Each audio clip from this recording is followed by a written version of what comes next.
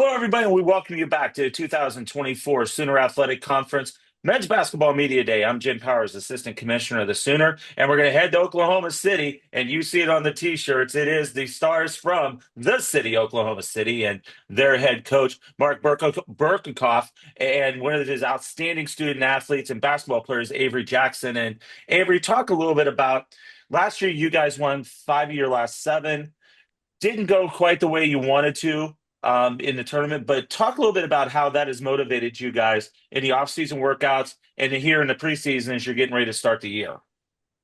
Thank you. It motivated us because we knew we could compete with all the other teams in the conference by winning 5 out of our last 7. Um, Granted, it took a while for us to gel together. We had a lot of new pieces added, just trying to figure everything out. But finishing 5 out of the last 7 just inspired us to know that we can compete with anybody in the conference, and that's motivated us from finishing 9th last season to starting this year off strong in the Abe Lemons Classic. And talk a little bit about your leadership. And I know you're one of the guys that coach leans into a little bit. Are you more of a vocal type of leader? Are you a lead by example guy, or do you kind of intermix both of them? I'm definitely more lead by example, but I've been trying to be more vocal as my voice is needed in practices and games, just showing that type of leadership as well. Because you got to mix both in. You can't just do all of one. You got to be a little 50-50. But I'm definitely more of a lead by example guy. Coach, talk a little bit about what Avery means to you, your coaching staff, and the team, being that leader, not only on the court, but in the locker room, in the classroom, and some of those intangibles that not a lot of people see.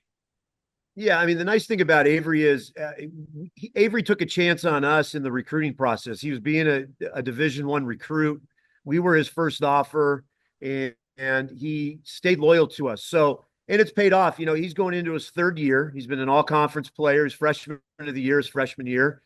He's 500 points or so away from being the all-time leading scorer here at OCU, which in the NAI era, that's a pretty big-time thing because of how historic this program is. But you know, Avery's one of those guys. He leads by example. He's not a outgoing verbal guy, but he leads by his work ethic. He's great in the classroom. He's here to go to the law school. So we've been very fortunate to have a guy like Avery, and and I think he's seeing it pay off for him too with the education that he's getting, and it's been great. Mark, and you've got him, but you've also got a nice group of veterans coming back for you guys this year, but also some new faces that we're going to see. So, talk a little bit about some of the names we're going to see on the stat sheet during the games this season. That's going to lead to some big contributions for the Stars. Well, I don't think a lot of people realize, or maybe they do because we've said it, but we were the youngest team in college basketball last year. I mean, we played almost 7 or 8 freshmen, and that's tough to do in how good of a conference this is. But no, we've got the freshman of the year back in Yorgo Galice. Clayton Jewell was the runner-up to the freshman of the year, a 6'7" kid out of Australia. We've got our 7-footer Jack back. I mean, we returned 4 out of our 5 starters. We just lose Brandon Jackson. So we only lost 1 off that team. We returned everybody back. So I'm excited. We brought in a big time recruit out of East Los Angeles College, Brandon Wilson, 6'6" wing. So the nice thing about this team is they're all back, and then they're going to be back again the following year. So we're still going to be sophomores and juniors. You know, we have 2 nice freshmen, Dylan Boyer and Lawrence Taylor, that came in, one from Texas and another from Australia. So I really like this team. They're a really cohesive group. They're really connected than I've had before in the past with our guys. So I'm excited about this year. I don't know what that means, but we've got a really connected group, and it's the same exact team. And we can get this team all the way back again the following year. So it's exciting. And Avery, for you, it's got to be exciting, especially the system that coach has got you guys playing in. And I love watching you guys, the way you defend, get out in transition. And it's got to be a lot of fun for you to have guys that are used to the system now. You're not plugging and playing some dudes, and you get to have a little bit of fun, playing and opening things up and being creative. Absolutely. We're changing one of our offenses while keeping the same principles of the other one, introducing a more of a flowing 5-out system where we're just going to call 5 game. But That with how high pace we want to play, it's going to be amazing. Got to get in better shape, but it's going to be real fun to play with that offense now as well. So I'm assuming conditioning has been a big part of the offseason and preseason, as coach is nodding his head yes. Yes. Yeah, And it's you know, in our after the season meetings, they wanted to run more, and you know what? I took that as all right. Let's get into even better shape. But um, you know, Avery gave away some secrets there. I guess it won't be a secret on Halloween. He gave away what we call our offense. But you know what? We've got a group that is a willingness to pass and make the extra pass. And like, you know, they're connected, which means they don't really care about their offensive numbers. They just want to be better than we were last year, and they're willing to do whatever it takes. And that's exciting to coach. I'm excited to go to practice and work with these guys. We've just got a really good group of guys here that are fun to be around. and the non-conference schedule, which we're going to talk a little bit more on another segment about the Abe Lemons Classic. And my gosh, coach, the field you have put together for this basketball extravaganza down in Oklahoma City is great. And it's going to give you guys three good non-conference matchups. You're going to get a chance to play OAS, Oklahoma Wesleyan, and then Mission, and then some other terrific teams that are playing in that. Yeah, I mean, the whole idea when I took this job was to bring that classic back, which I think was the last time in '96 or so. But yeah, it's a big time tournament. I mean, anytime you can get Langston here, which is going to probably be the number one team in the country, get them playing the Masters. You get Oklahoma Wesleyan, which is always a top 10, top 15 team in the country. And then the others. It's going to be a really fun event playing in the historic Abe Lemons Arena. And you know, it's building really fast. People are wanting to come to this thing, and it's exactly what I thought would happen. It has nothing to do with me or Avery. It's that people want to play good teams. We've got a beautiful arena to host it in. Oklahoma City's a great site, but yeah, the tournament this year, the classic is shaping up to be really, really good. So we're really excited as a team, as a university. And for you guys, those games in the A are going to get you ready for. And coach, you've heard me say this in some meetings. I think we are arguably the best conference in the NAIA. You know, we're deep. I mean, every Thursday and Saturday, it's going to be an absolute rock fight in our conference, and I think this is as deep as we've been in many years. Yeah, I just was talking to Chris Wright on the phone yesterday, actually, about this. It doesn't matter what team is where they are in the standings. If you go on the road, it's an incredibly tough place to play.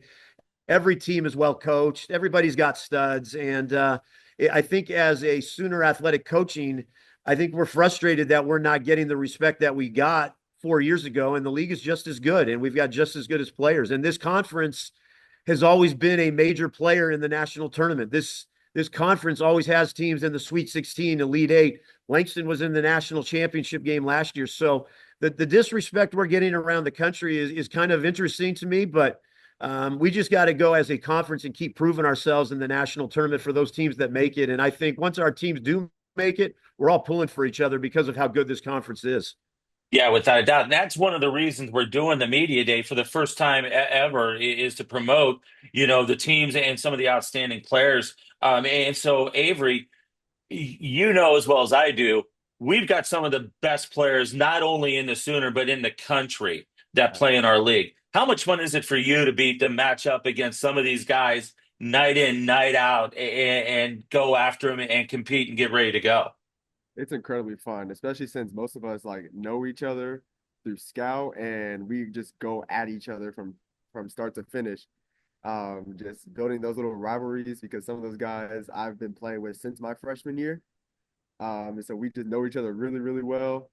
But that's definitely one of the better parts of playing in the SEC is how tough the players are. And then even when transfers do come in, new rivalries start because they just know all the good players in the conference, and then we just build those little rivalries mid-game, post-game, everything. During the off season and all that stuff, pickup Yeah, definitely games, yeah, off-season. without a doubt. So, talking about and I've been down to your facility for meetings, and it is just so much fun I imagine, and I've seen video stream and all that, to play in front of that crowd and the community that comes out, the university support. It's got to be so much fun for you guys to take the court and play in front of just great fans every night. Absolutely. And the crowds are only getting bigger. More people are getting invested in men's basketball. We're getting our name out there. Us as players, we've taken it upon ourselves to interact with more people around campus, especially the other athletes, like going to support their games. I can tell you, men's soccer and us have been like this all year. We've been going to basically all their home games, talking mess to other teams, and having make sure they'll have our backs when our season comes. Same thing with volleyball as well.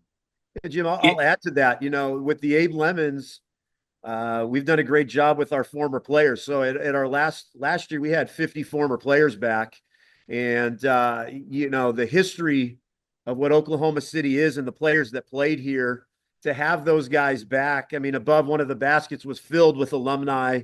In our game against Florida College, they were all on the sideline yelling at the refs. So I had one of the officials say, "Man, it feels like we're back in Frederickson Arena." So it's good to have our alumni back supporting the program. It's been a long time since we've had that.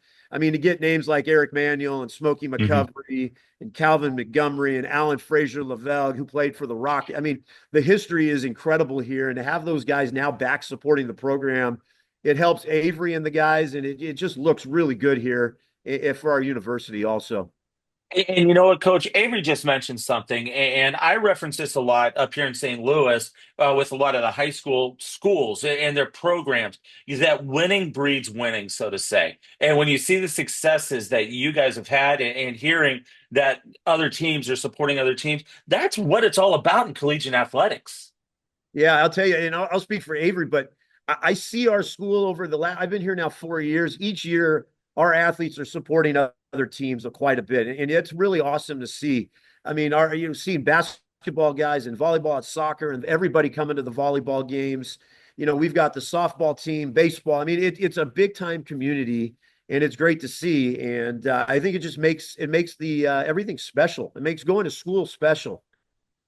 Absolutely. Well, guys, I know it is a busy time of the year, especially for all the basketball folks, but great to visit with you guys. Great to hear, the great things about your program. And it's going to be a lot of fun to follow you guys. And I'm going to hope to get down for a game or two this coming season.